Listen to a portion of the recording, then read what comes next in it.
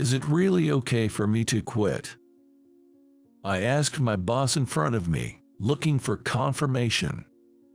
I'd rather you leave as soon as possible, while the severance I have to pay you is still minimal. My younger female boss added insult to injury. Her words sent me on my way home. After this, the company was going to be in big trouble. This female boss couldn't have foreseen that. My name is Michael Thompson, 55 years old. Divorced and joined this company as a mid-career hire. I've been here for 30 years. Less than 5 years to retirement, but still just a so-called sidelined employee. Haven't seen my kids in over 30 years. My ex-wife didn't want them to see me. There were disputes at the time, but now, well, it is what it is. As a parent, I wanted to at least pay child support, which ended when my child came of age. I don't have any special plans to spend money on now. Never been career-driven. I now appreciate being able to work at my own pace every day. My hobbies are fishing and playing golf. Often going alone on my days off, I've made friends and shared stories with people I meet along the way. One of them owns a boat and sometimes takes me out to sea, while another, a farmer, gives me fresh vegetables from his garden. No family, but no time to feel lonely with the social life I've built. I'm quite fond of this easygoing lifestyle. One day, as I arrived at work, everything was in a flurry. "What's going on?" I asked a younger colleague sitting next to me. It's a sudden inspection from headquarters. "Oh, I see. That's where everyone's bustling around. Just show them how it normally is." I chuckled and settled down to start my work. Inspections had come suddenly before, but never caused any real issues. The ones tidying up were usually the messy ones. A little daily organization, and they wouldn't have to panic like this. It took me years to learn that, though. A few hours later, the inspector from headquarters arrived. She was young, but seemed to be a manager. She must be quite capable, I thought as I watched her greet everyone. Nice to meet you. I'm from headquarters, Julia. Today, I just want to see how everyone's working. Please carry on as usual. We all nodded slightly and resumed our normal duties. She was pretty. The younger male employees seemed a bit distracted, which made me smile. What does this mean? The new manager, Julia, went around asking questions and sometimes smiling during her inspection. But then she came to me. What is this part-timer doing right now? She was addressing me. I'm a full-time employee. I responded with a forced smile. My apologies. Are you a supervisor? She asked, smiling slightly. No, just a regular employee. Well, as for my current task. Just as I was about to explain. What? Her tone changed suddenly. I looked up at the sound of her voice. A regular employee? At your age? Her words were sharp. And she seemed angry, making me feel uneasy. Yeah, I'm just not much into climbing the corporate ladder. I stammered in response, and she burst into laughter. Or is it just because you can't do the job? Incompetent and outdated, you're fired as of today. Don't bother coming back tomorrow. She spat out those words at me.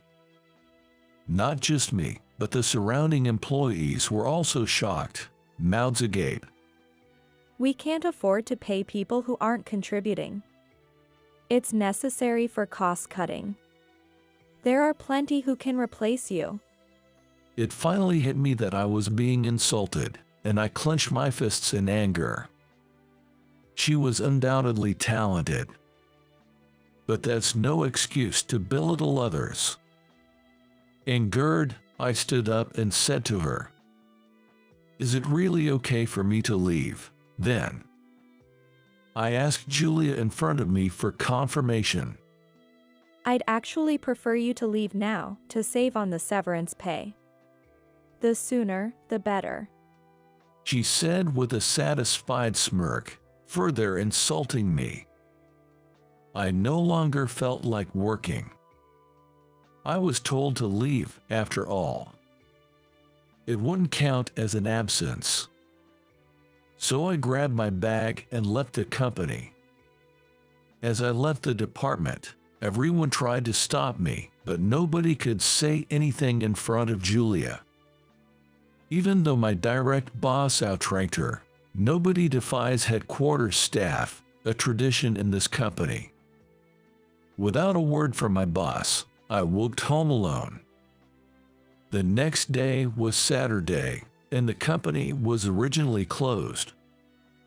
Thinking about what to do for Monday, I decided not to waste the holiday fretting and went fishing instead.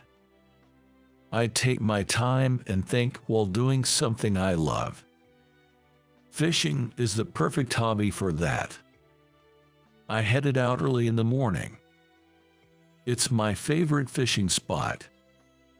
Despite my mood, the sea was calm today, promising a good catch for some fine fish marinade and drinks later tonight.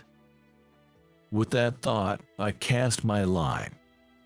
Hey, I was wondering if you'd be here today. Someone called out to me. Andrew. It was my fishing buddy, Andrew. We met here.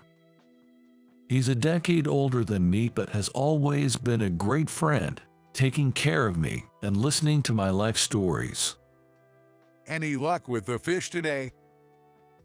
The sea's calm. I thought it would be a good haul, but it's not going as expected. I replied, opening my tackle box. And I showed just one fish. Andrew chuckled.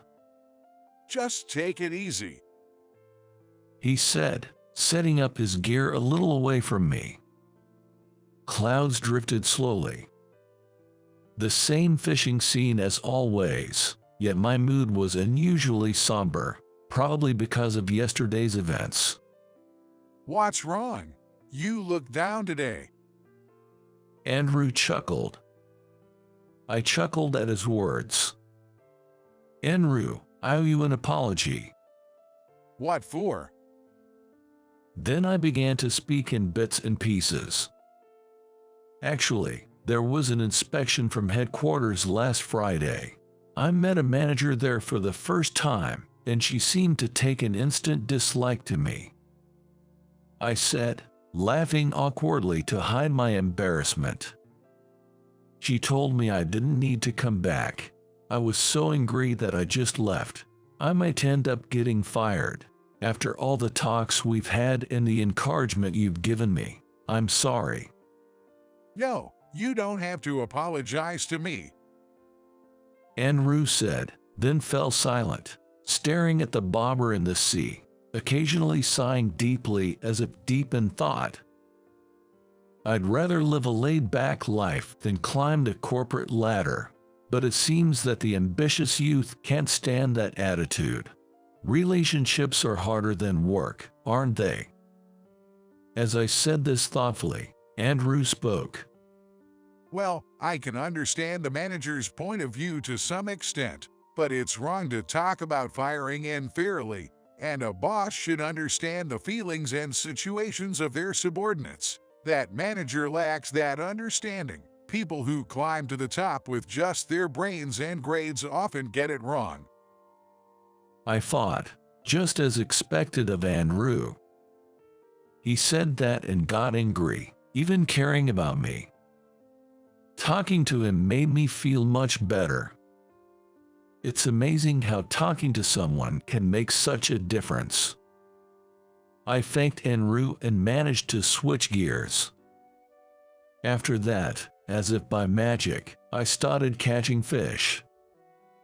Perhaps the fish didn't want to come near me when I was emitting a gloomy aura. I headed home with a much heavier cooler, thinking this to myself. 2 days later, despite it being Monday, I was at home. Even though I had been practically kicked out, I was debating whether to go. Enru, whom I had met on Saturday, gave me some advice.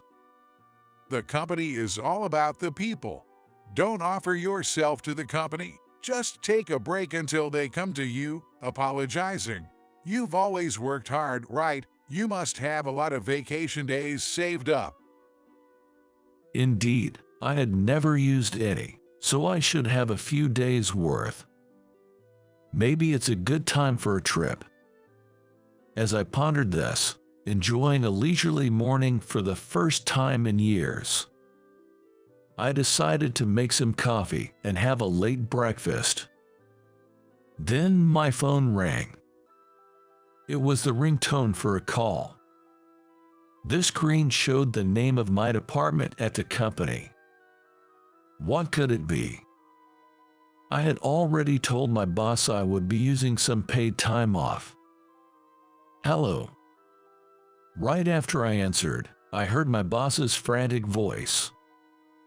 Michael, come to the office right now. Why? I've already told you I'm using my paid time off. I responded. But my boss persisted. Just come, please. There's a big mess. Our biggest client said they'll cancel all their contracts if you're fired. We need to go and plead to keep the contract going. I snorted. Why should I be the one to apologize? You saw what happened the other day, right? Julia told me I was fired and to go home. If she doesn't admit her fault and apologize before my vacation is up, I'll have nothing to do with the company anymore. So, I don't care about the future contracts. With that, I sipped my coffee. Don't say that. I know how hard you've worked. That should be enough. I appreciate your words, but no matter if Julia is a higher-up and I'm just a rank-and-file employee, it doesn't give her the right to be rude. You understand, right? Please, consider this within the company. I hung up the phone after saying that. I had somewhat anticipated this might happen. But for Julia, it must have been a bolt from the blue.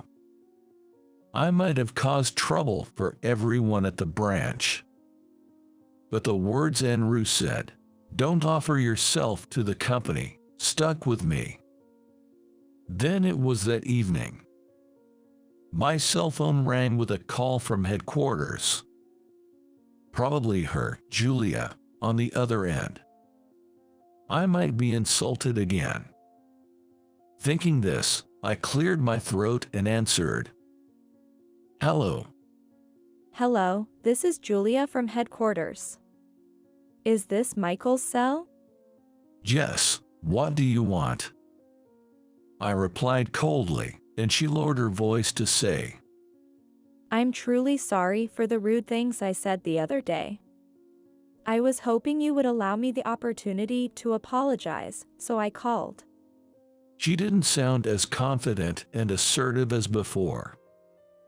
Probably her behavior towards me during the inspection got out to headquarters, and she must have been reprimanded. Okay.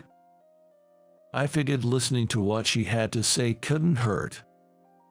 She asked to meet at a restaurant, one of our company's clients, and preferred it if I could come that night, saying she wanted to apologize as soon as possible. I got there before her. not expecting to have a meal together like this, but guessing it was necessary to win back that big contract. I could sense the company's desperation. Sorry for being late. Julia said as she entered the room, and we sat down across from each other. I'm sorry for calling you out today. Looking like she might cry any moment. Feeling a bit sorry for her, I smiled and said, I've already understood your feelings, Julia. I came here to forgive, but I thought your views were too biased. I'm not in a position to preach, but I wanted to hear you out. Encouraged by my words, she began to speak.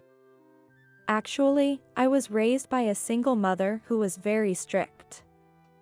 Being at a disadvantage as a single parent, she instilled in me that I must not lose to anyone, man or woman, whether it's in spirit or grades. She believed I needed to study hard, join a reputable company, and climb the corporate ladder. And I think that mindset is necessary to survive in society. She said this without even touching her meal. I nodded. That's not wrong, and it's quite admirable, actually. Thank you. And I gave her a reassuring smile. Julia continued, a bit relieved. So, maybe I've been unknowingly imposing my "I've worked so hard" attitude on others. And that's why someone like me, who hasn't climbed very high, got targeted. I laughed in understanding, and she seemed to shrink in apology. I had no intention of blaming her anymore. She must have been struggling in her own way. I then encouraged her to start eating, noticing she hadn't yet. She seemed apologetic, but I figured she'd be hungry after work. We both began to eat. It had been a while since I shared a meal like this with someone, and I thought about it leisurely. But I was the only one feeling relaxed. She still seemed down. Well, the company doesn't run on bosses alone. You're still young. It's good you've realized this now, I said, trying to cheer her up. Finally, Julia seemed to truly relax. Thank you. After she spoke to me, she started eating her meal. Her mother must have been desperate to make her successful. She seems to be a well-mannered lady. Then we chatted about trivial things. Not having gone to college myself, I listened to her college stories and asked about the headquarters. The awkwardness dissolved, and we enjoyed our meal. During the conversation, she asked me, By the way, why did Andrew, the president of the main contractor, say he would cancel the contract if you weren't there? I laughed. Oh, Andrew is a fishing buddy of mine. We met by chance, got along well, and I talked earnestly about work. That's why he did business with us. Not just because we're good friends, but because he was convinced by my proposals. Her eyes widened in surprise. And you landed such a big contract. She fell silent, understanding the implication. Despite securing such a big deal, why hadn't I climbed up the ranks? I really had no desire for promotion, I said with a smile, which made her smile back. Well, there's a point person for Andrew's company, but direct requests often come to me. He knows I'm diligent and trusts me as a business partner, so we've maintained a good relationship. That's how it was. You've really been the backbone of the company, and I've been. So don't worry about it anymore. She's not a bad person, after all. Being a manager at her age must have required considerable effort. Julia seemed to feel ashamed for having thought that I contributed nothing to the company just based on appearances and outcomes.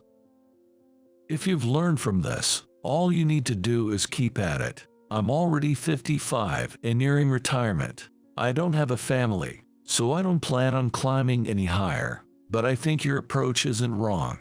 Keep up the good work. I encouraged her again. And she looked up. No family? Right. I have nothing particular to protect, so I plan to live my life carefree from here on out. She responded with a kind smile, perhaps thinking there's a different way to live life after hearing about mine. I decided to continue working hard to ensure the company would be a place where Julia and the youngsters could thrive after my retirement. Then I cut short my leave and returned to work. Everyone in my department was relieved to see me. When they started to badmouth Julia, I told them, "We've made peace. I heard her side of the story. We're all colleagues here. Let's stop attacking each other." I was grateful they spoke up for me, but gossip breeds more gossip. Everyone agreed with my words, and we were able to return to our normal work environment and thankfully resume our tasks. A few months later, as I was enjoying my usual pleasant days at work and fishing with Andrew and other friends on weekends, a rumor reached my ears. Julia, the manager, is said to have fudged her performance for a promotion and might face a disciplinary meeting. I was surprised. A disciplinary meeting. That could mean demotion, a pay cut, or at worst, disciplinary action. I couldn't believe Julia would do such a thing. That day, we talked about many things, including her struggles and hard work. I didn't see any lies in her expression as she talked about her efforts and the challenges in her job. Of course, if the wrongdoing is real, she should be properly punished and reflect on her actions. But if it's a wrongful accusation, it would be too pitiful. If there's even a slight chance of an unjust charge, I wanted to help clear her name. After that incident, I couldn't think of her as a stranger. Of course, the HR department must have already investigated what I was looking into. Still, I reviewed the documents she created and the transaction records I heard about.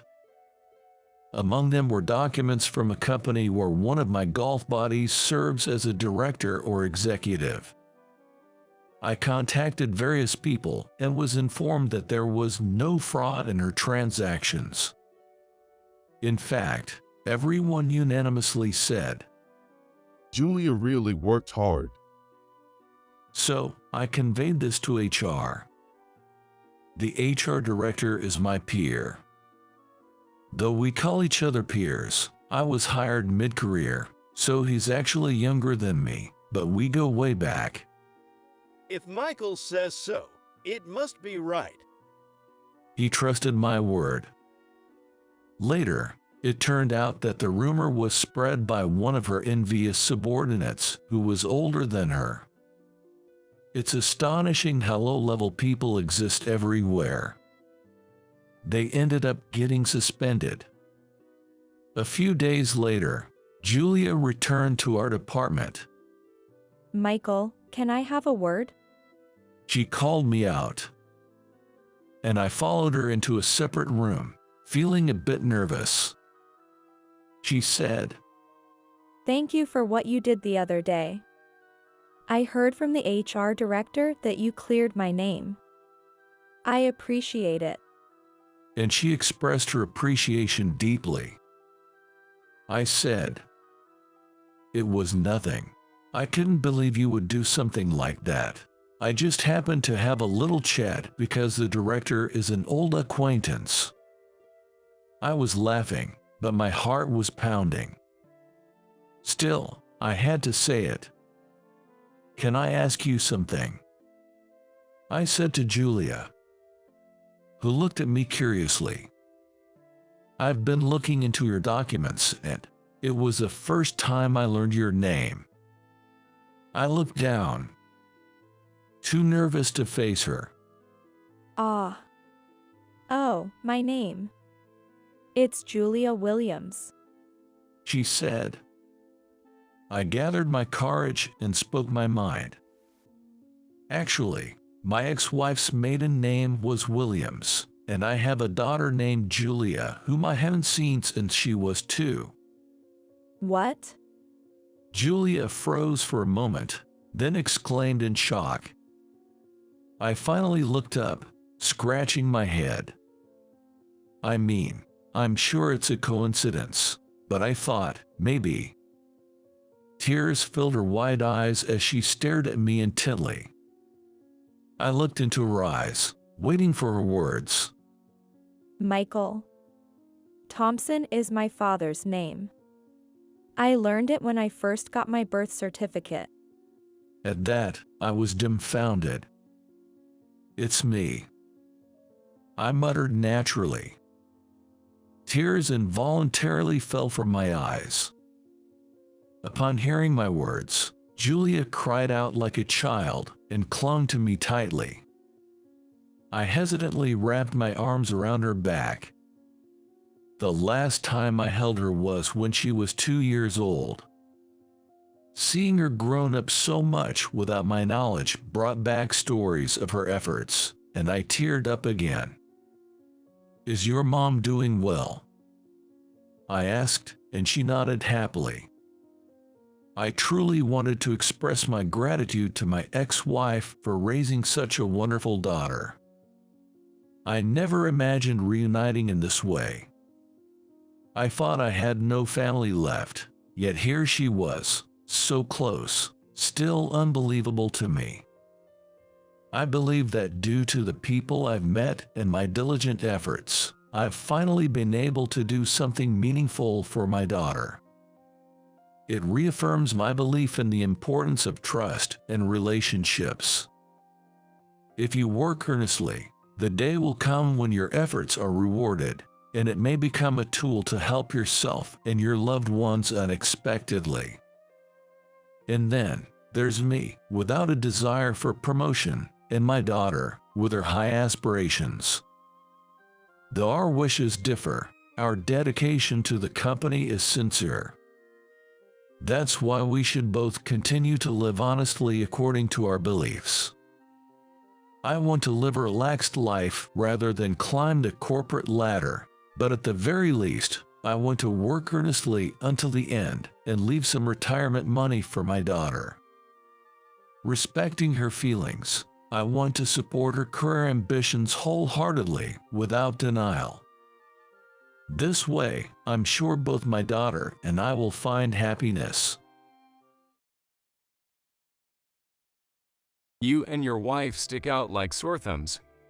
Today we're celebrating the 30th anniversary party for the Prime Contractor Company.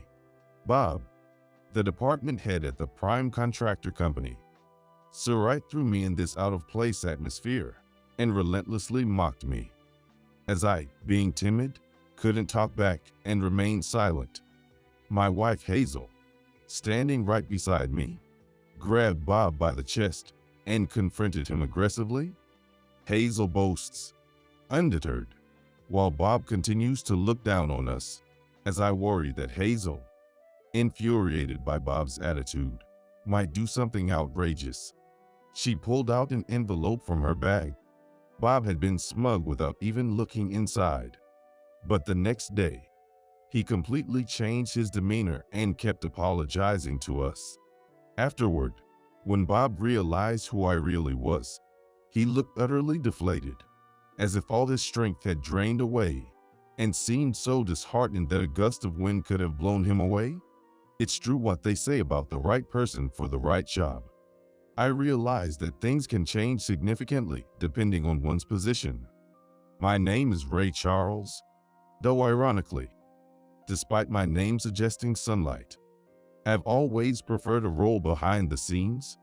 At 48, I find myself in a position far from that world, running a company, having married Hazel, and since her family owns the business, I ended up joining her family's company. The company I took over as CEO mainly handles interior construction as a subcontractor. Being the head of a family-owned business that's been around for over 50 years was a heavy load to bear, and I felt it was more than I could match. But I stepped up to meet the expectations from my father-in-law. Since becoming CEO, I've been successfully expanding our branches, striving for management gets well loved as community-focused, and fighting hard every day, having many long-term business relationships, taking over this company that has been in my wife's family since her grandfather. I sometimes felt overwhelmed by the weight of carrying both the family and the company's history. Yet, being trusted by many businesses and playing an essential, behind-the-scenes role has given me a sense of fulfillment and pride in my work. Our main client, a construction company, has a large contract volume and a strong relationship with us. Since the early days of the construction company's inception, they've been using our services as a subcontractor, fostering a comrades-in-arms relationship where we've been helping each other out. That's a well-known big corporation with numerous companies under its umbrella, expanding its business not only statewide, but also venturing beyond state borders. The company name, often heard in TV commercials, is well known, and I doubt there is a local who hasn't heard of it. I've heard that Mr. Norman Rockwell, who was a division head at our headquarters, had a long friendship with my wife's grandfather, the founder, and they were close friends. Now, with Norman retiring, a younger employee from within has been promoted to take over. His name is Bob Brown. At 38, he's skilled enough to be a division head at a major construction company. At first, I thought he must be competent and came with high expectations. Ray, I'll be in charge from now on. So let's keep up the good work, okay? I felt uneasy about Bob's overly casual approach. But since he was the manager of a long-standing business partner, I suppressed my feelings and didn't object. However, that might have been a mistake. Bob's attitude became increasingly arrogant, and before I knew it, he started talking down to me, giving orders. Hey Ray, about that estimate from the other day, that just won't do. We've been working together for a long time, right? So you get it, don't you? His attitude of pushing unreasonable demands and easily dismissing our requests was infuriating. With Norman gone, I had no one to consult, and I could only offer small resistance without upsetting Bob too much. Huh? Who do you think you're talking to? Don't get cocky. We're using your company as a subcontractor. Remember that. I was disgusted by Bob's arrogant attitude of looking down on subcontractors just because he's the prime contractor, and I found myself wanting to cut ties and start fresh if possible. Then, a major ordering mistake was discovered in a public project undertaken by the prime contractor company, leading to a huge loss for my company. The prime construction company suffered significant damages, but as a subcontractor, my company avoided losses by allocating resources elsewhere. Feeling relieved that we managed to get by, I was then bombarded with an enormous complaint from an infuriated Bob. Hey, what are you going to do about this? We've taken a huge loss on the public project we undertook together. How are you planning to take responsibility? I mean, our company was able to avoid losses through other contracts. So technically, it shouldn't have resulted in a big loss for either of us. That's not what I'm talking about. Upon reviewing the construction estimate again, I noticed Bob's name as the person in charge, and there were revisions made to the amount received for the public project. But there are many inconsistencies in the written details. There were surprising additional budgets scattered throughout, making me suspect embezzlement. Isn't this quite different from the original plan to begin with? There's no way to handle this. Cut it out. This is gonna make me look bad. Your company needs to take responsibility and cover the losses. Bob, raising his voice, blurted out these one-sided demands and hung up abruptly. Fed up with Bob's tyrannical behavior, I reached my breaking point and consulted Hazel. Well, but that company has been a partner since my grandfather's time, and things might return to normal once Bob's gone. With a sigh and a troubled expression, Hazel's words left me sighing too, enduring the situation, thinking it's just for now.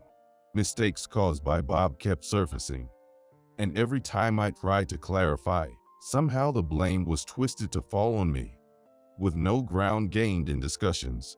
Then, one day after such continued occurrences, I was invited to that construction company's anniversary party. I was invited to the event not by Bob, but by an acquaintance. That company was reaching a major milestone with its 30th anniversary, and it seemed like they were planning to overhaul the board of directors, including the CEO. With a change in leadership, the company's policies are bound to change too. That would likely mean the end of my troubles with Bob. With that hope, Hazel and I headed to the party venue. The place, filled with branch managers and other executives from various regions, was wrapped in an extravagant atmosphere, making me, feeling out of place, shrink back while I was nervously looking around. Bob, acting like he owned the place, approached me. Seeing me acting suspiciously nervous, he started berating me from a position of superiority. Why is a mere subcontractor like you even here? Do you realize how important today's party is? Hazel, fed up with Bob's arrogant attitude, confronted him head-on. Excuse me, who do you think you are? Today's party is to celebrate the hard work of the employees, not for you to act all high and mighty. So Hazel, who despises dishonesty, Bob, who does nothing but make mistakes, must have been an irritating sight. Trying to calm down Hazel, who was on the verge of exploding, sent shivers down my spine. Despite the situation, Bob continued his arrogant demeanor, looking down on us. Just the empty talk of people who've only done menial work. You and your wife are out of place here. It'd be better for you to leave, for your own good. After downing his glass in one gulp, Bob, with a smirk, handed it to me as if ordering me to clean up. What's this? You're clueless, huh? It's my kindness to give you a job for today since you're so useless. Hazel, furious at Bob's remarks, brushed aside my restraining arm and grabbed him by the collar. In this hopeless situation, all I could do was stand there, knees trembling in despair.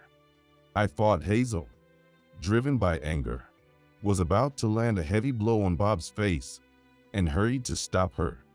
But in the next moment, Hazel pulled a brown envelope, used at the company, from her handbag and thrust it towards Bob's face instead of her fist.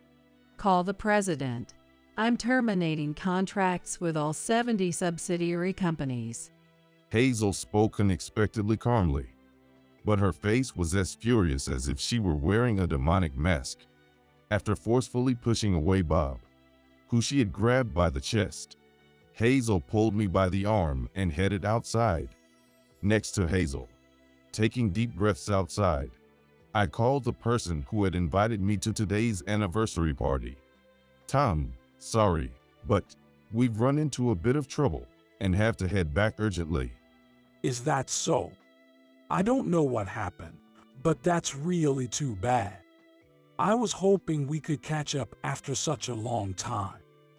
I'm really sorry, especially on such an important day. The one expressing regret over the phone was my friend, Tom Hanks. Tom is an important figure in my life, a best friend since our school days, with whom I've shared various experiences.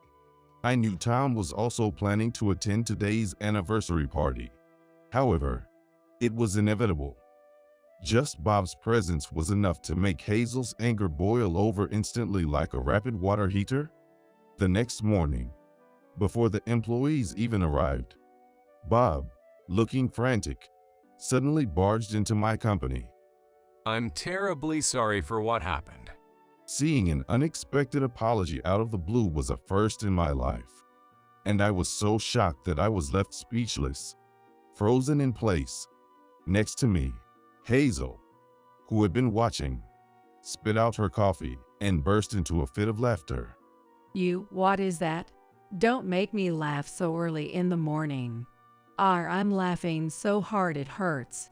While Hazel was laughing her heart out, I, bewildered by Bob's bizarre actions, was taken aback and couldn't grasp what was happening.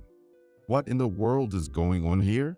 That is, While apologizing with his face down, Bob started to explain what had happened after we left yesterday.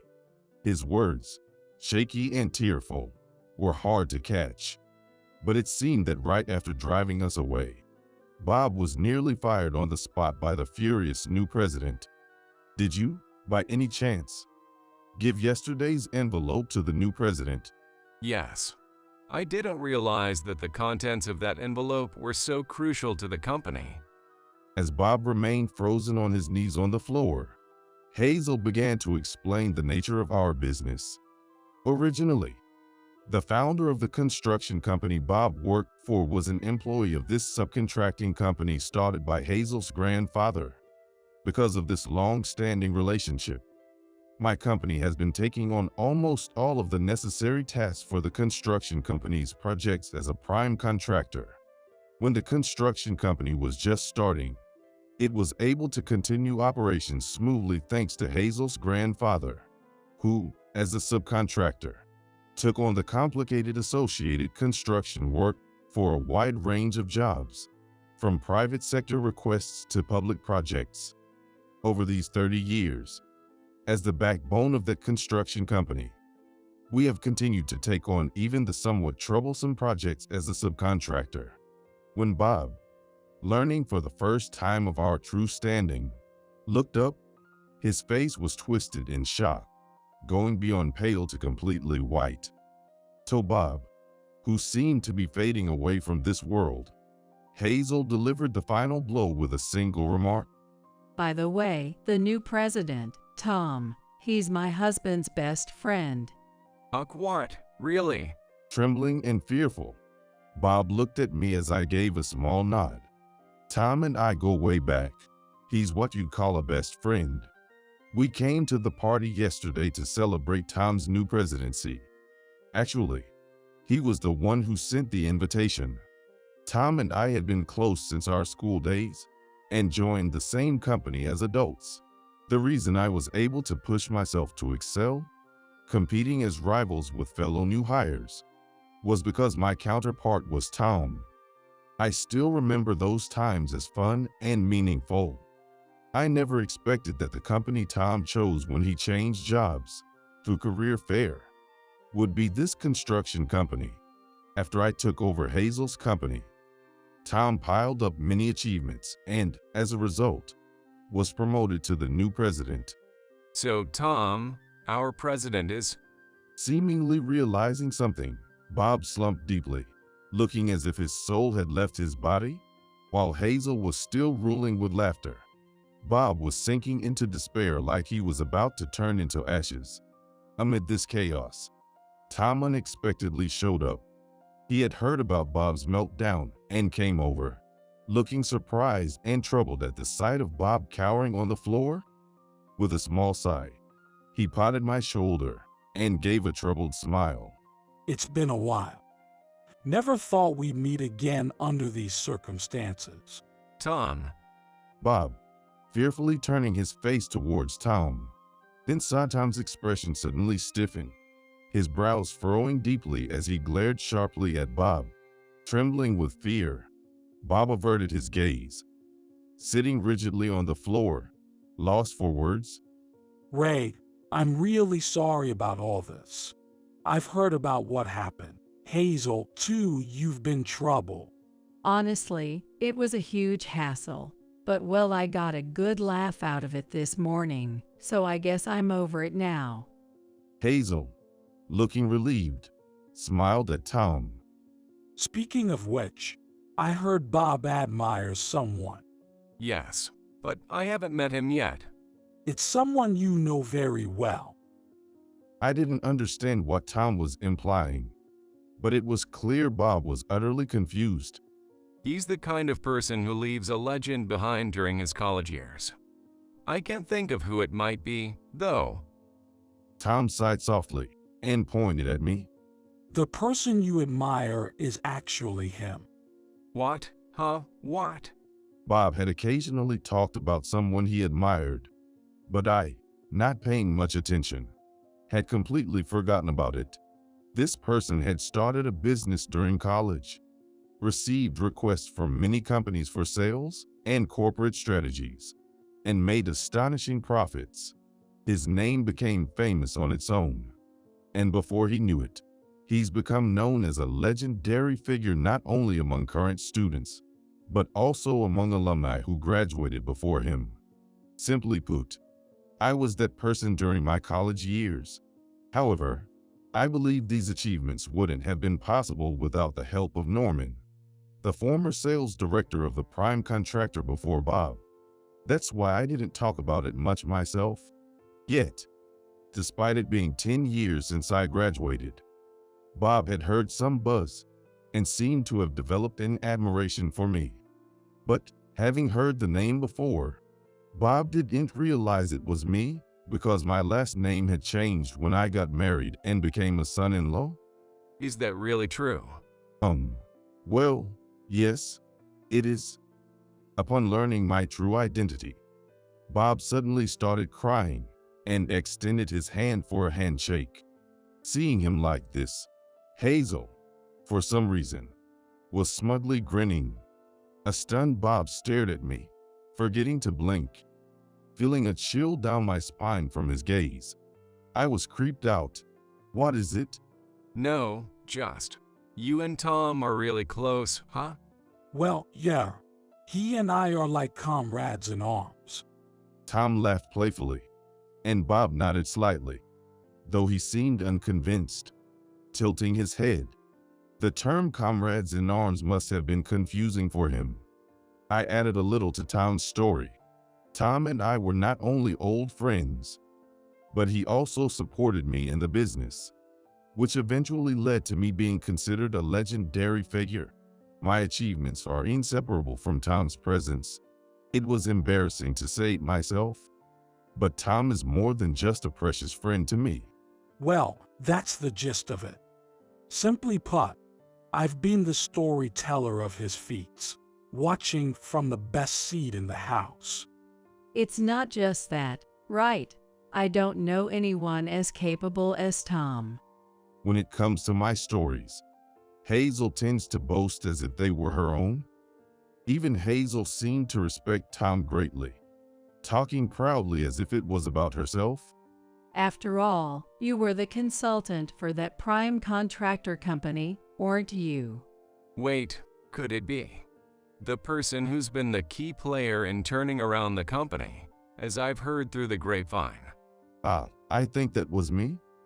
After taking over Hazel's company and doubling its profits, recognized for my achievements, I was also managing the consulting for the prime contractor company, recommended by Norman. Knowing Tom was already making strides as an executive at the prime contractor company, I worked with him, reminiscing about our college days, and we successfully tripled the company's scale. And with Tom's presidency, it was decided that my company would take over the subcontracting for all 70 group companies, though it meant working with subcontractors and affiliated businesses. Our profits were incomparable to before. Having heard my story, Bob seemed to understand, dropping his shoulders and staring off into the distance as if lost in thought. As a result, Bob ended up making enemies not only of me, but also of Hazel, sitting as the chairman of the subcontracting company. Consequently, Bob, far from just losing his managerial position, could no longer work at the company and was put on immediate suspension, with his termination decided after a holding period. Feeling sorry for Bob, who was completely outmatched. I decided to show a bit of mercy by introducing him to a subcontracting company benefiting from our recent business expansion. This company, too, was facing a labor shortage and was thrilled to acquire Bob as a workforce. Managing the 70 companies in our group was challenging, but within a year, the business began to yield results. Just as the new ventures were taking off smoothly, Bob unexpectedly showed up at my company.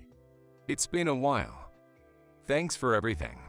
Bob, now accustomed to working both in sales and on site as a subcontractor, had completely changed from his former arrogant demeanor to being surprisingly humble. His flattering sales pitch, born out of his humble approach, seemed to be well received, and according to the president of the subcontracting company, Bob's exceptional sales skills were significantly contributing to the company. After Tom and I had successfully stabilized the group business, I received a call from Norman, inviting me out for a meal. Out of the blue and serious, he made an unexpected proposal. I'm thinking of starting something new. How about joining me?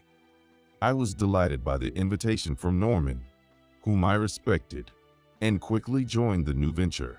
However, when he mentioned needing a young salesman, Bob's face popped into my mind. Knowing it's a long shot, I reached out to the subcontracting company, and they happily agreed to let him go, as a new recruit had rapidly improved under Bob's training.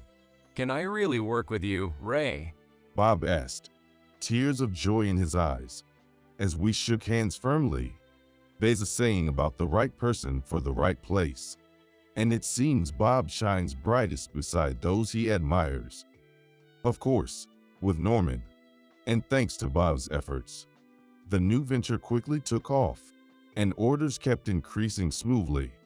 Bob's gaze, sparkling with admiration, felt dazzling, but it reminded me that I must also strive to live up to his expectations.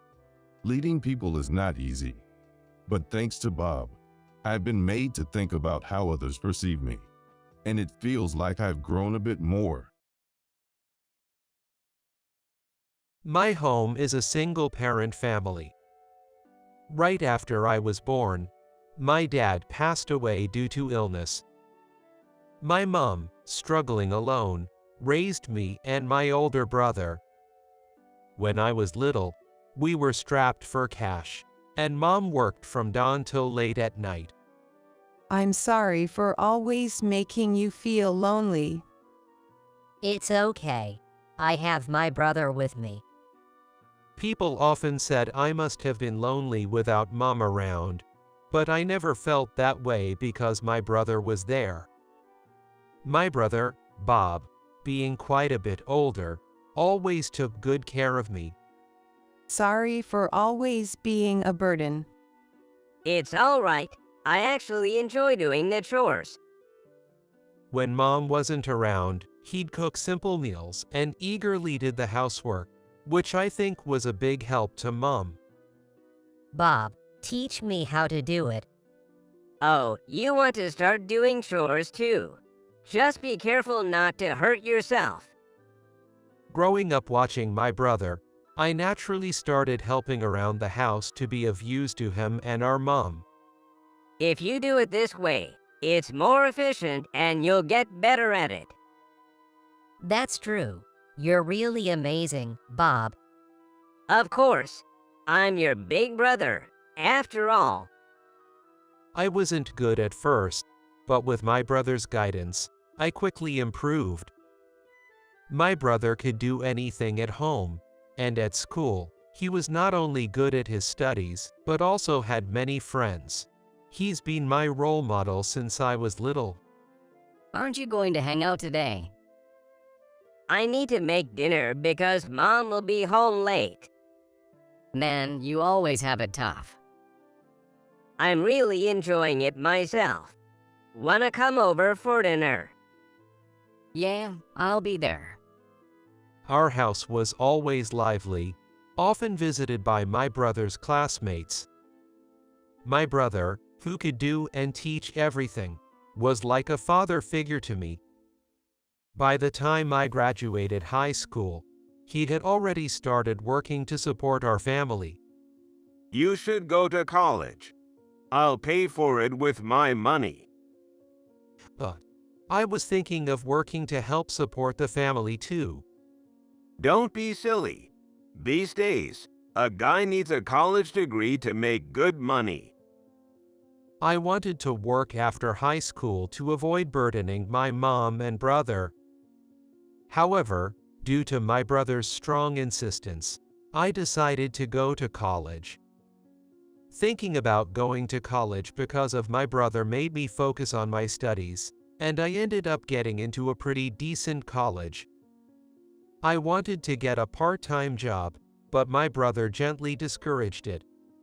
Well, considering your future work, a part-time job is okay. But prioritize your studies and don't overdo it. So, I only worked on my days off. Thanks to that, I could focus on my studies and enjoyed a fulfilling student life.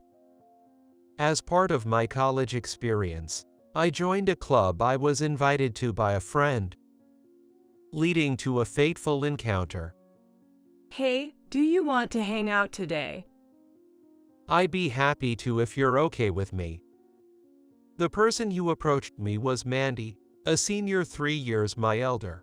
We started hanging out more frequently. Eventually, after her persistent pursuit, we started dating. You finally got a girlfriend. When I talked about her, my brother had a look that seemed a mix of frustration and loneliness. It's your birthday today, right? Here, take this. What? I can't accept something this fancy. Don't be silly. It's your birthday, so it's fine. Besides, I want to give it to you, so no holding back. She was very generous, giving me luxurious gifts and treating me to fancy meals for my birthday. I tried to give something back, but I ended up feeling bad because she always paid more. It's okay, my family is wealthy. I get plenty of allowance. She was born into a family of bankers, growing up in a privileged environment. Wow, that's so different from my life. It's a single-parent family, so it can't be helped. I would be the same if I were born in that situation. She never looked down on my family's situation after hearing about it. I guess that's one reason why I fell in love with her. I got a job offer from a bank executive position. That's amazing. Congratulations. She was beaming with pride. Even after she started working, we continued our relationship. The more time we spent together, the stronger my desire to support her grew. I'm going to propose to her after I graduate from college. Really? Man, you're stepping up. Go for it. My brother was surprised but supportive when I talked to him about it. I graduated from college and got a job at a small to medium-sized company. Getting used to the work, I saved my first paycheck to buy a ring and prepared everything. I even booked a fancy restaurant for our date, which was unusual for me. This is a wonderful place. I'm so happy. Well, once in a while, right? She was thrilled about the date I arranged in such a nice setting. Feeling confident about the mood, I took out the ring I had prepared. Will you marry me? My heartfelt proposal was embarrassingly shy, as I couldn't even look at her properly. While I was still looking down with my finger extended, the weight of the ring disappeared from my hand. Thank you. I also want to be with you forever. Really? Getting the okay from her, I was over the moon. We then discussed our future and confirmed our intentions for each other. At least, that was the plan. I proposed to her and got the okay. Well, that's great. Congratulations. I'm going to visit her family soon. Then you gotta look sharp in a suit. My brother and I went out to pick a suit. According to him, a suit is a man's battle gear, and there's no room for compromise. Taking his advice, I bought a suit that seemed appropriate. The days leading up to the visit were nerve-wracking. Does this look weird? There's no way the suit I picked out looks weird. You'll be fine. Right, okay, I'm off to meet her family. All right, go for it. Encouraged by my brother, I headed to her parents' house. I bought cakes from the neighboring town as a hostess gift, as I heard her parents love them. Her family home was a mansion like I'd only seen on TV. With trembling hands, I rang the doorbell of the impressive house, and she came out to greet me. Welcome. Thank you for having me. I'm so happy to see you. Welcome to our home. Her parents were very welcoming, and I felt relieved compared to the scary image I had in mind. So, you met our daughter at a college club, didn't you? Yes, she's been very kind to me. Oh, I heard she really went after you. Mom, stop it. You're embarrassing me. The conversation with her parents flowed more easily than I expected. However, when the topic shifted to my family, the atmosphere changed abruptly. So what about your parents? What do they do? Well, my father passed away early, and my mom used to work day and night. At that moment, her mother looked very surprised. Oh dear, you're from a single-parent family. Her somewhat pointed remark made me feel a bit uneasy.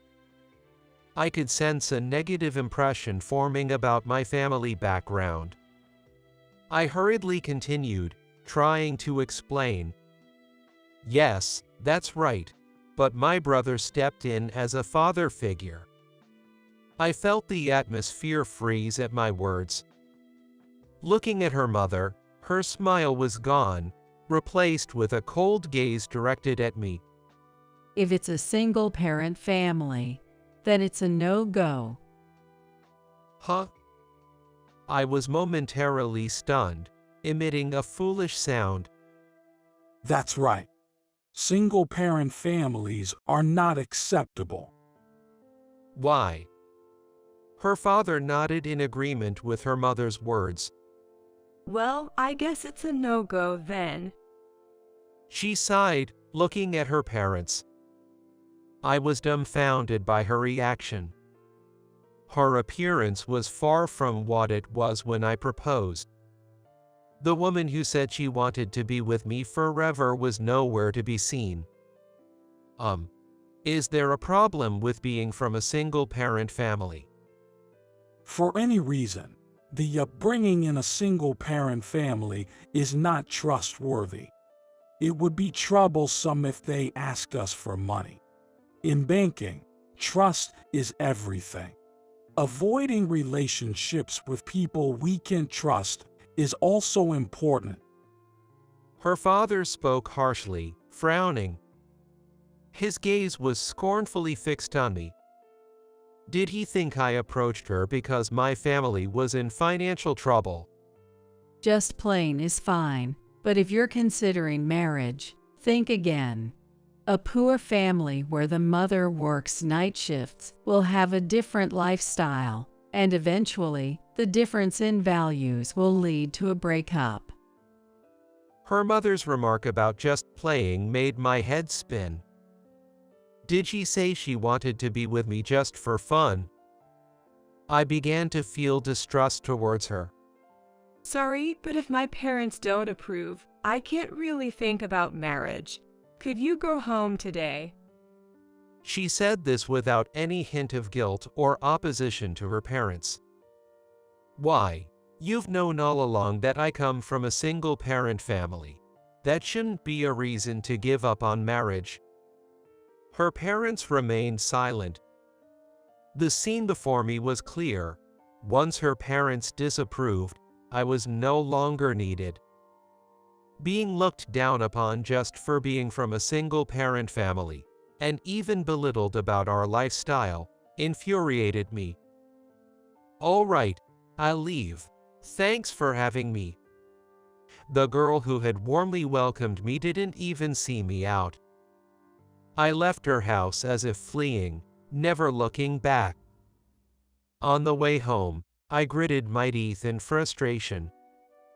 Though I didn't want to shed a tear, they flowed contrary to my wishes. Not wanting to worry my family, I hid my tears as I returned home. Welcome back. How did it go? Sensing my return, my mom asked with bright eyes, but I didn't know how to respond. Well. Unable to tell her that the engagement was broken off due to our single-parent status, I evaded the question and retreated to my room. My mom looked puzzled but didn't follow after me. What happened? Noticing something was off, my brother followed me to my room and asked. When questioned by my brother, my desire to talk to someone overcame me, and I told him everything that happened today. The engagement was called off because we're from a single-parent family. What? The father said it would be troublesome if we asked him for money. Huh? The mother said it's fine to date, but marriage is out of the question. That's awful. What about your girlfriend? She said it's impossible without her parents' approval. What's that supposed to mean? My brother cursed at everything I told him. I felt a bit relieved by that. Regardless of her parents' views, it was right to break up with a girl who can have her own opinion. Yell. My brother paused thoughtfully. Which bank does her father work for? I told my brother the name of the bank she had mentioned. Okay, I'm going to make a phone call. His voice was low and cold. A few days later, I unexpectedly received a call from her. Tentatively answering the phone, I heard her father's voice. Hey, what have you done? Why so sudden? I thought we were done with your impoverished family. Is there a problem? Don't play dumb. How come I was suddenly fired? What did you do? Well, I did mention to my family about the terrible discrimination I faced when I went to propose. Then my brother and his contacts said they couldn't trust a bank with such people working there, and they might have moved their deposits elsewhere. I heard it was about $100 million. Well, banks deal with people's money based on trust, so it can't be helped, right? The father was speechless at my words. In fact, my brother had started a business when he was young and had been successful. Now he runs a fairly large company. Her father worked at the biggest bank in our area. It seems my brother had a significant amount of dealings and investments with that bank. After hearing my story, my brother immediately called the bank and asked to speak with the branch manager. The manager seemed panicked, but my brother continued in a calm tone. We will cease our transactions with your bank. A member of your executive team has deeply hurt our family. We will visit later to discuss this in detail. And that's the current situation. I was surprised by my brother's quick action, but I never expected her father would be fired. I'm sorry. I apologize for all the disrespect. Of course, we approve of the marriage. Please, just Her father suddenly changed his tone, apologizing, but an apology from him couldn't reverse the firing. I could hear his repeated apologies over the phone, but then the voice changed to hers. I'm sorry, my parents said such things, but I haven't given up on marrying you. Can we start over? By then, my feelings for her had completely cooled off. I knew these words weren't sincere. If she truly felt grateful, she would have stood up for me then. Sorry, but I don't want to have anything to do with people who disrespect my family. I didn't disrespect you. It was all my dad and mom. I can even cut ties with them. It's a waste to lose parents like that. You won't live as luxuriously as before, but that's what you deserve, huh? After all I've done for you, you're the worst. Give everything back. That was a gift from you, right? Plus, I threw everything away when we broke up. She's yelling and screaming in my ear. The sound was grating on my ears. Just before I unilaterally hung up, I heard her father's voice. This is your fault. Who he was blaming was anyone's guess. I hung up and blocked her number. No more contact from her after that. I visited her bank once, but she was nowhere to be seen. Maybe the rumors had affected her too. Months later, when I passed by her house, a for sale sign stood in front of the mansion. I wondered how much they had spent to now be unable to maintain it. No more ties, no way to know, so no interest now. Being judged superficially on family and wealth, they got what they deserved. Ha, the house is up for sale.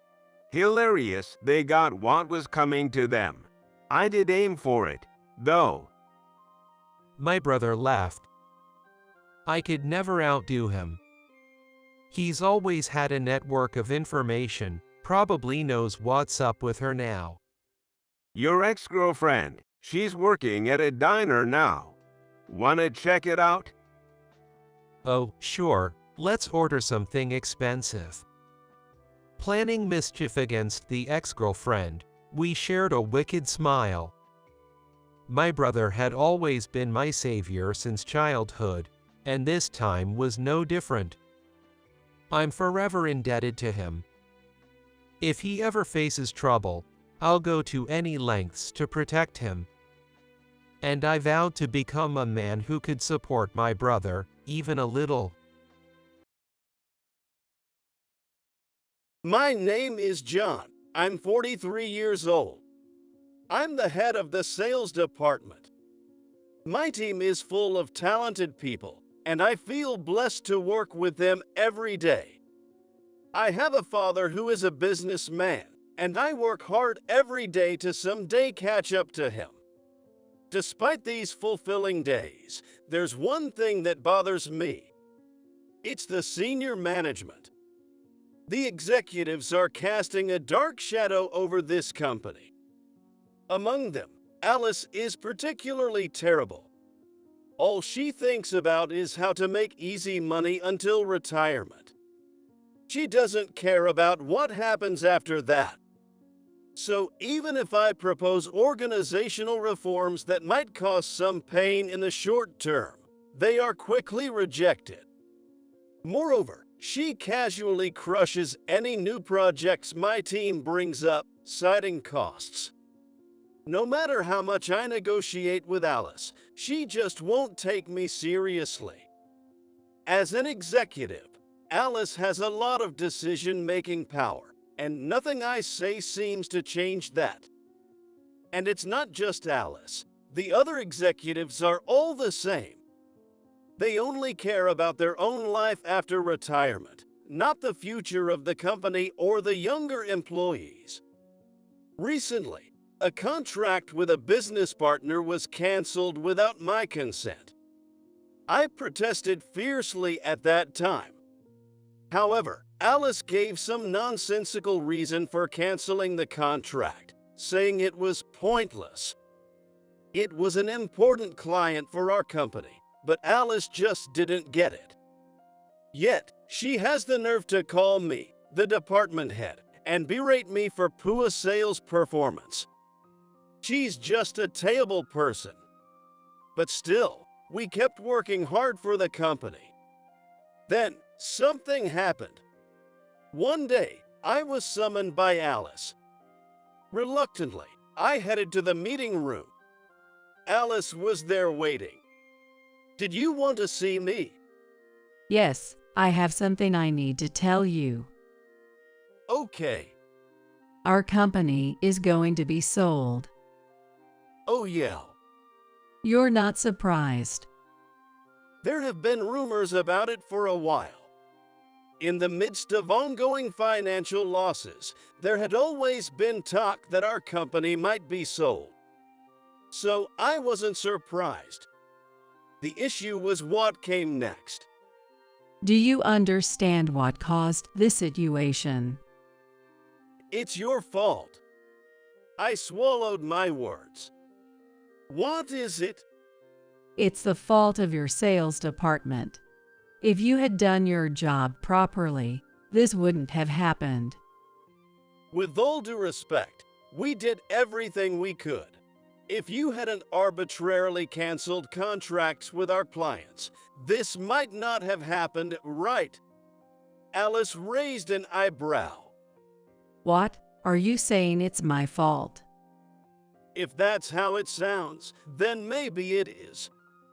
I replied, suppressing my emotions as much as possible. You always talk back. Alice smirked. But you know, the company's shares were all bought by the Smith Group, led by President Michael Smith. The Smith Group runs a nationwide chain of diners and bars, well known across the country. So this Smith Group buying us out means the company will get a fresh start. That's good to hear. But you know, just changing the shareholders won't be enough. The company itself needs to change. Alice snorted in dissatisfaction. What? You're so slow on the uptake. What are you trying to say? That's why the company needs a rebirth. We should make significant changes to many things. I see, that could be true. I nodded. That's why you're fired. We don't need a high school graduate who can't cut it in our company. I scratched my head. I agree that renewal is necessary, but how does that lead to me getting fired? There's nothing strange about it. The sales department is to blame for our financial troubles. It's only natural for the head of that department to take responsibility. Alice laughed. I'm saying the sales department isn't at fault. That's for us to decide. You don't have the right to argue. Plus, now that the Smith Group, a big company, has become a shareholder, do you think they want a high school grad leading the sales department? I've been promoted because of my performance, not my education. Your hiring was odd too. I heard you came from abroad, but didn't you bypass the usual recruitment process? That's irrelevant. It happened over 20 years ago. I was evasive. Well, it doesn't matter. You're fired anyway. Might as well change up the sales department too. They're all too outspoken against me. I glared at Alice. So, anyone who doesn't follow your line gets fired. It's for the good of the company. I turned my back on Alice. I see. I understand your method now. I left the meeting room. The next day, the shareholders' meeting was held. The CEO, Bob, was there, and Alice was slightly nervous. Then the new shareholder, Michael Smith, appeared. Alice immediately tried to ingratiate herself with him. Thank you for coming despite your busy schedule. And on behalf of our company, I'd like to express our gratitude for the acquisition. Michael nodded sternly, Thank you. but he quickly turned to Bob. Shall we start the shareholders meeting then? Bob immediately announced the start of the meeting. However, Michael was the only real shareholder. The rest were company directors. Michael stood up. Firstly, I have something to say. As I own all the shares, I have the power to appoint or dismiss the company's directors. And now, I will dismiss all the directors here. Everyone was stunned by the announcement. Bob was the only one who quietly looked down. The main reason for this is to hold someone accountable for the company's financial losses. My investigation revealed that these losses were due to the negligence of the executives. He paused, taking a sip of his coffee. I plan to look for new executives through discussions, but there is one person whose appointment is already decided. It's my son. Then the door opened. Alice was speechless at the sight of the person who entered. I have decided to appoint John, the head of the sales department, as an executive, and eventually, he will become the CEO of this company. Alice quickly interjected. Wait, please. John being Michael's son. I can't believe it. Michael glared at her. Why is that? Or do you think I would lie about such a thing? Alice stumbled over her words. It was unthinkable that such a nonsensical lie would be told. But John is a high school graduate, right? And why would he be in this company instead of his father's? I let out a sigh. Let me explain. I am indeed Michael's son.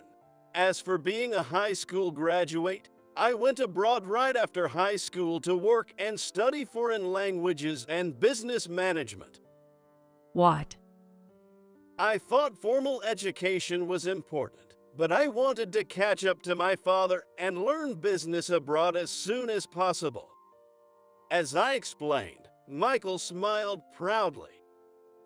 He's got the same gutsy drive as me.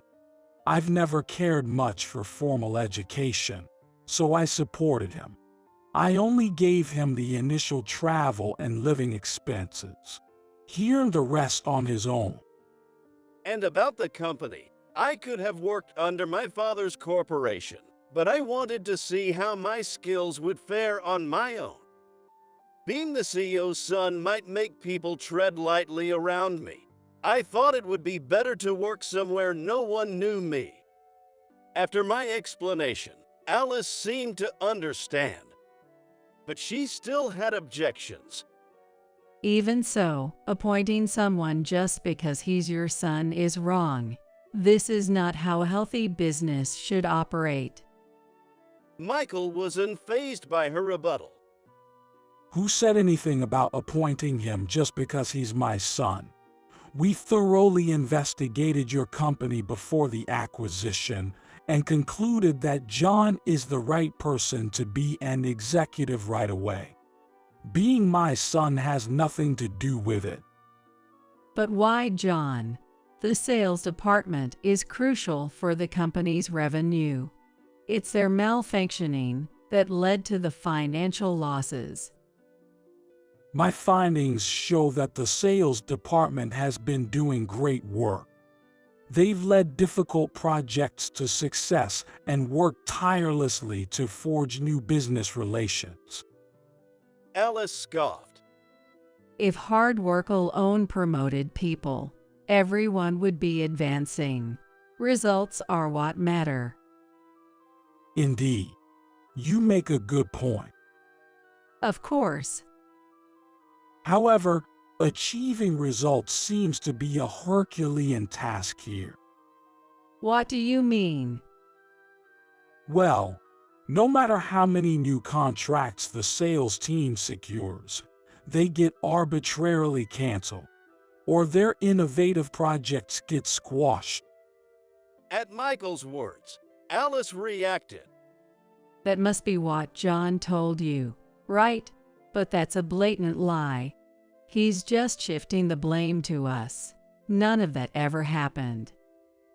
Alice vehemently denied the accusations. Is that so? A blatant lie, you say? Yes, that's right. I never heard this story from John. Ha, then who told you that? I found out from various people, like the presidents of companies whose contracts were suddenly canceled. Michael sighed regretfully. How many times must I say I don't play favorites just because he's my son before you'll trust me? Well, that's... I did a thorough investigation. Obviously, I also looked into external companies. The partners were very confused when you executives abruptly canceled contracts with them. Such reputation spread quickly in this industry. Did you not realize that this was tarnishing the company's image? Alice and the other executives looked down. Michael shook his head in dismay. How could the company improve when you selectively break contracts with other companies to suit your own convenience? I glared at the executives. All they care about is making easy money until retirement, indifferent to the future of this company. Alice glared back. We have always acted and made decisions with the company's best interests in mind. There might be some responsibility for the lack of results, but dismissal is too much. Alice pleaded for leniency, but Michael's stance was firm. That's not the case. I knew about this situation even before conducting the investigation. How could that be? You must have heard it from John, right? No. I got the information from a friend of mine, the president of this company, Bob. All the executives turned their gaze to Bob. Bob nodded slightly. It's true. I've been consulting with him for a while, and thinking he would be the right person, I sold all the shares. Bob, you betrayed us. Alice stared at Bob. This betrayal is outrageous. Weren't we all comrades working for the company? I thought we were comrades, but you all changed. Bob said sadly. Bob lamented how the executives changed after the company's profits increased and they started earning more. Bob nodded again. He hoped things would go back to how they were, but instead, it got worse, leading him to decide on selling the company. Dismissing all the executives was also his wish. Naturally, Alice was vehement. Don't joke with us. Why are we the only ones to blame? You are part of this too. You're just trying to save yourself with the help of a friend. That's not true. Of course, I plan to step down eventually, but until a new CEO is decided, I need to stay. I fully support John becoming the CEO. He is very capable, but he can't become CEO immediately. Until then, I plan to remain as CEO. The reason I chose this company is that Bob was a friend of my father. I trusted him and joined the company. Bob was good, but I never imagined the directors would be so corrupt. I said it firmly, and Alice glared at me. This is unacceptable. Why? As the sole shareholder, I have the right to dismiss and appoint directors. Even if it's legal, The employees won't be happy about it. No matter how reasonable the reasons are, they will conclude that you just wanted your son to be a director and will react against it. Then the company will truly fall apart. Alice's words were echoed by the other directors. At least let us stay on board and change the method to appoint John as a director. Alice seemed pleased with her plausible argument. However, I counted. Don't worry about that. No one wants you to remain as directors. What? What are you talking about? Don't make things up. I'm not making anything up. I've been conducting interviews with the employees of this company for months. At my explanation, Alice's face contorted. Interviews? What's that? There have been rumors for months about the company being acquired. So I asked what changes the employees wanted to see after the acquisition. Remarkably, over 70% of them wanted a renewal of the directorship. I showed the documents to Alice. Seeing the documents, Alice became furious. Don't joke with me. This could easily be fabricated. This is no reference at all. I see. That's certainly a possibility. I nodded. How about we conduct a company-wide survey now? The information I gathered is a few months old and might be outdated. Perhaps now, more than 80% might be in favor of renewal. All the directors looked pale. Michael nodded happily. That makes sense. It's fair to check right now to get everyone on board. But Alice quickly retorted. Wait. Such a survey lacks legitimacy in decision-making. How so? We weren't chosen by a popularity contest. We were appointed as directors because we delivered results. Indeed, that's true. Michael nodded. Such surveys tend to become popularity contests. We have made unpopular decisions thinking about the company's best interest. Well, there's certainly a chance it could turn into a popularity vote. Exactly. And if we all get dismissed, it will open up director positions. There will be no shortage of people who support our dismissal to grab that chance. Therefore, I oppose conducting such a survey. That's a valid point. Then Michael looked at me. So, the survey seems inappropriate as reference material. What do you think? Yes, I guess there's no helping it. I nodded in agreement. Thank you. Let's discuss the future management policies of the company. No, that will happen after your dismissal. Michael cut Alice off sharply. But we just established that the survey is invalid.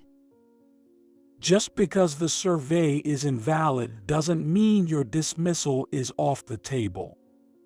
Alice spoke irritably. Why do we have to be dismissed? I've said it multiple times. It's because of your negligent management. But that's just based on the numbers. We have been trying to improve the company in our way. I see. For the company, huh? Michael placed a photo on the desk. Looking at it, the directors were at a loss for words. This is a photo of you, Alice, being entertained by a sales representative from a certain company, and then suddenly signing a contract with them.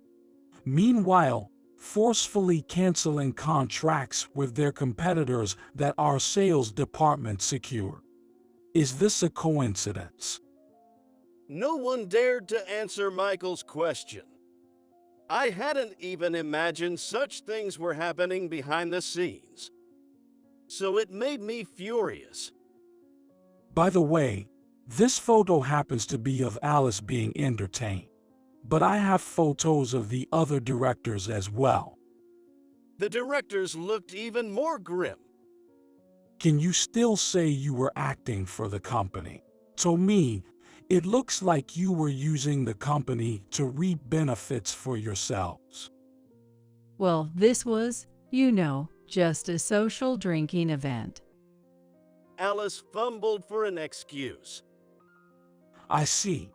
Then what about this? Michael showed another photo. It clearly showed Alice receiving money. Do you normally get paid for attending a drinking party? I've never heard of such a thing. Facing Michael's questioning, Alice looked down. What you did was a betrayal of the company. If I find that this caused any damage, all of you will have to compensate for it. Unable to hold back, I blurted out, "Please leave this company immediately. We need to turn around its management, and we don't have time to talk here." With my stern command, the directors dejectedly left the meeting room. Now comes the hard part. I'll help as much as I can, but it's up to you guys. I understand, Dad. I'll turn this company around. Afterward, Alice was forced out of the company and began looking for a new job. However, no one wanted to hire her because her bad reputation had spread among similar companies. She was also forced to pay for the damages. Eventually, Alice moved to the countryside and started living a part-time job lifestyle. She seems to be enduring it, still fed up with her rural life. On the other hand, as a director, I started reforming the company. With the old directors gone, the company's management quickly got back on track. Later, I became the president. I am still working hard every day to become a leader like my father.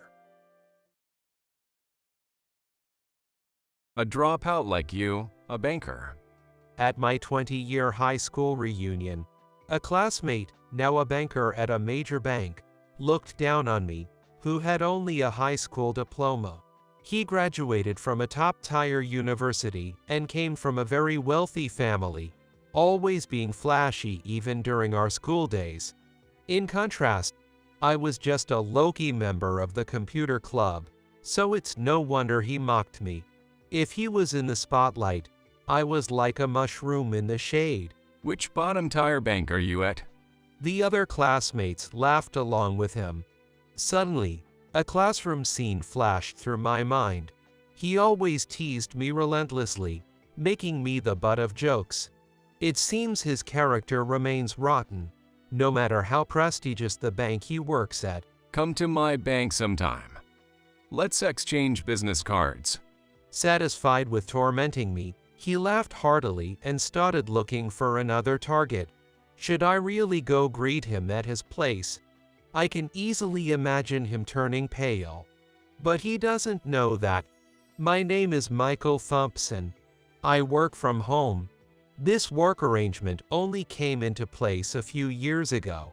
Before that, I was going to the office like everyone else.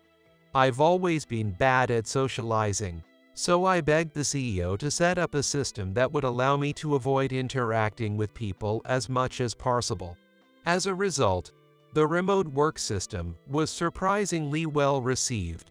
It led to providing our remote work system to other companies, and the unexpected progress made the CEO very pleased.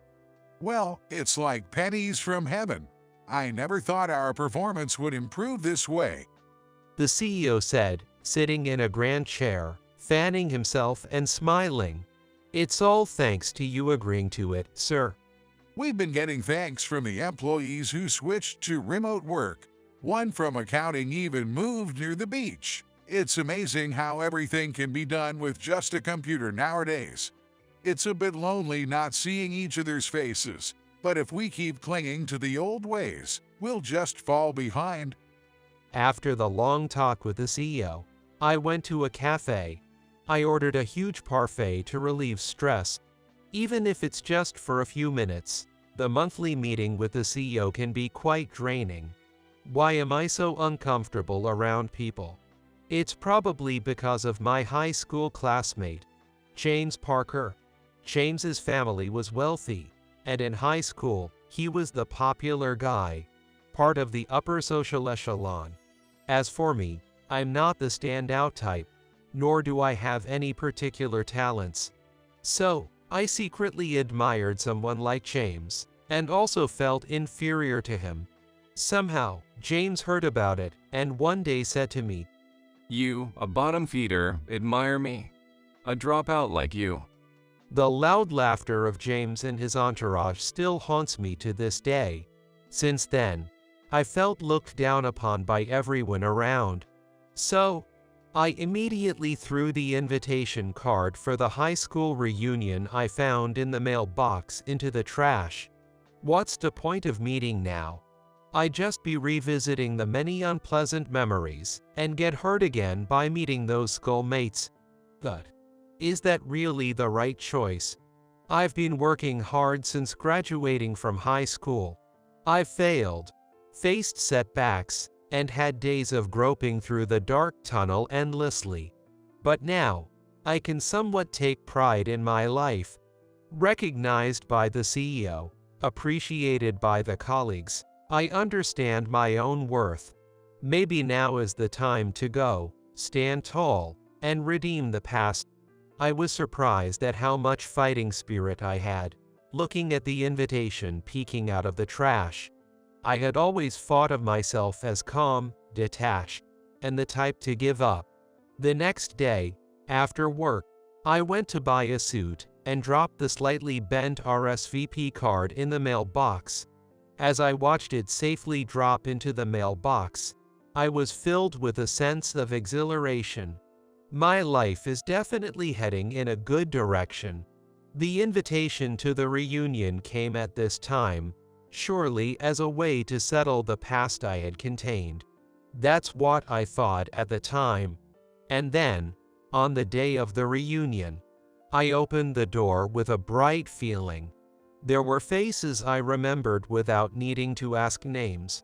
Some classmates tilted their heads upon seeing me. I was a plain student, so it's understandable if they don't remember.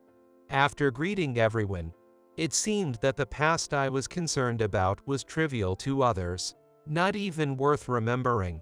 The thin, invisible wall I felt back then didn't exist, and we could talk quite casually. Maybe it's proof that we've all grown up. Soon, there was a cheer near the entrance.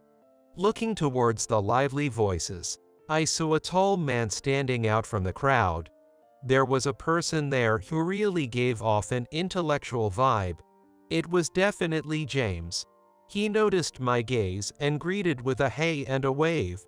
The fact that he greeted me so casually, and that he didn't hesitate to say hello despite being surrounded by others, made me realize that the memories of the past might have been somewhat embellished in my mind, and maybe James was actually a nice guy. I even thought that my one-sided aversion might have twisted my memories. With a friendly smile, he made his way through the crowd and stood before me. "Long time no see. Never thought you'd come." Yo, I wanted to see everyone after so long. How have you been, James? "Pretty good. What are you up to now? You didn't go to college, right?" Standing before James, my heart was still racing, but I was moved to be able to converse as equals. I was talking to James, the once popular guy at the top of our high school social ladder. But that thought was short-lived. As soon as I mentioned the bank I work for, James smirked coldly and said, "What? A dropout like you, working at a bank? Which bottom-tier bank is it? Don't lie, man." His smiling face made me feel dizzy. It was just like old times. No, don't get it wrong. I work in IT at the bank, so I'm no match for you, James. A wave of shame washed over me.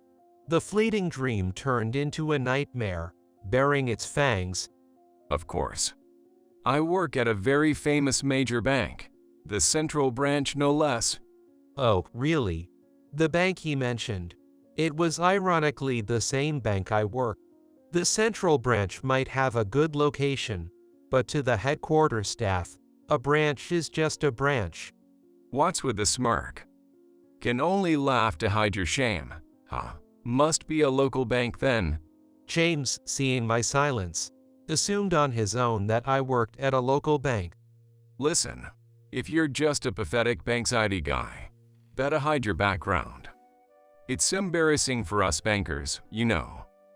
Hey, come visit my office sometime. I'll give you a tour. We can even exchange business cards at the entrance if you like. He patted my shoulder, looking pleased, and then left. James, it seems, hadn't changed at all.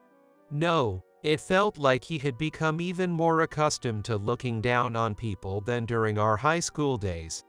After the reunion, James contacted me several times. He was serious, persistently calling me to visit his bank. It'll be fun, right? You're probably just bored anyway.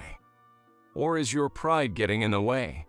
He probably intended to make a spectacle of me and laugh. Well then, I guess I'll just have to roll with it. Put my heart and soul into it. Lay everything on the line. All right. I'll come when it suits you, James. Next Tuesday works for me. That's fine. I'm really looking forward to it. James ended the call, clearly delighted with my response. I thought maybe someone had knocked some sense into him, but it seems no one stopped him. Rather, it's pitiful that a grown adult feels the need to look down on others to be satisfied. The moment for my retaliation was drawing nearer. And then, the day I was to meet James arrived. I wasn't nervous at all. I dressed in the expensive suit I had bought and tightened my tie. It's okay. You've always done well. I encouraged myself in front of the mirror. Be confident, it'll be okay. You've always been passionately committed. Upon arriving at the Central Branch, I unexpectedly encountered a significant figure at the entrance. It was the bank chairman, Steve. Accompanied by secretaries, he exuded a solemn atmosphere. Steve. As I called out, the chairman's face brightened slightly upon seeing me. He's always been fond of me, like a grandson, and I've revered him like a grandfather. Is that you, Michael? What brings you here? Actually, a classmate of mine works here. He wanted to show me around the company. Well, that's a classmate with some nerve, calling you here. The chairman is usually a friendly old man, but occasionally there's a sharp glint in his eyes, and I felt his unique, slightly intense aura, something only the chairman could emit. He's just a classmate. He seems to want to show off this impressive workplace. As I hastily explained, James arrived. Hey, Michael. Oh, the bank chairman. He immediately showed deep respect upon seeing the chairman. I'm terribly sorry for the intrusion. No, I was just passing by and decided to stop in. We didn't have an appointment. It's scorching out here. Let's go inside. James did a complete 180 in his attitude towards me and started buttering him up. Hey, Michael. Greet the man. He's the top guy at our bank. Not someone folks from a local bank usually meet. Hastily speaking to me, Steve looked puzzled and said, Well, Michael, since when are you at a local bank? Michael? James furrowed his brow hearing the chairman call my name with warmth. Steve, James is mistaken. He thinks I work at a local bank. Well, he ended our conversation before I could explain. Not listening to someone fully isn't good. James, was it? Please, get us two some coffee. Is there a room available? How? Yes, I'll check right away. James hurried back inside. That's your classmate. Seems like a rather assertive person. Yes, he's always been the central figure.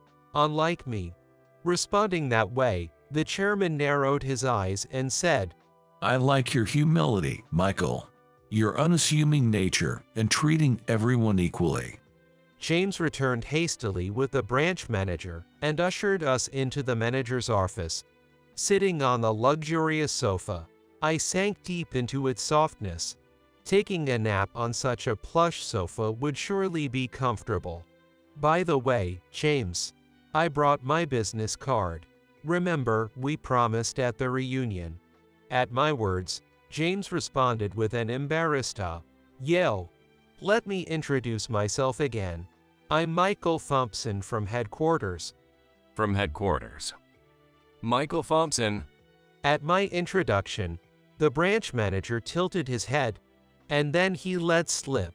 Feels like I've heard that somewhere before. Receiving my business card, James turned pale, whispering, "Headquarters." Headquarters. But Michael didn't go to college. That's right. I graduated from a prestigious university. And I'm at a branch while a high school grad like you is at the headquarters. Impossible. There must be some mistake. Maybe connections, since you're close with the chairman. Hearing James's words, the chairman nodded significantly and said, Well, that's probably it. I despise arrogant people. That's why I specifically requested that such individuals not be placed at the headquarters. After being sharply riveted by the chairman, James remained silent, looking down. Meanwhile, the branch manager and the chairman were chatting amiably. James, who once exuded authority in the classroom, now seemed utterly diminished.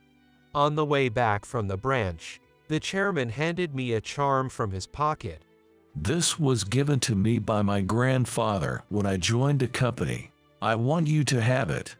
I can't accept such an important item. Besides, you have grandchildren close to my age.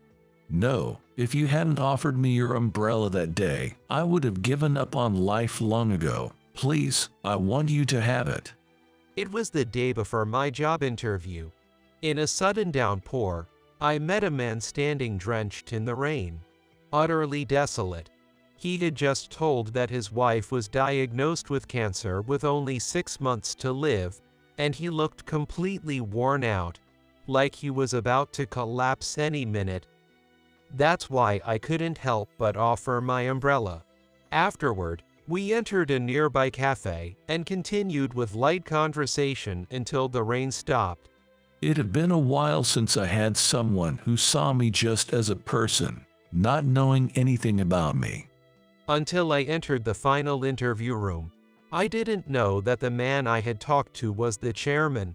It was like a storybook, a fateful encounter. I was happy and grateful that he treasured our connection so much.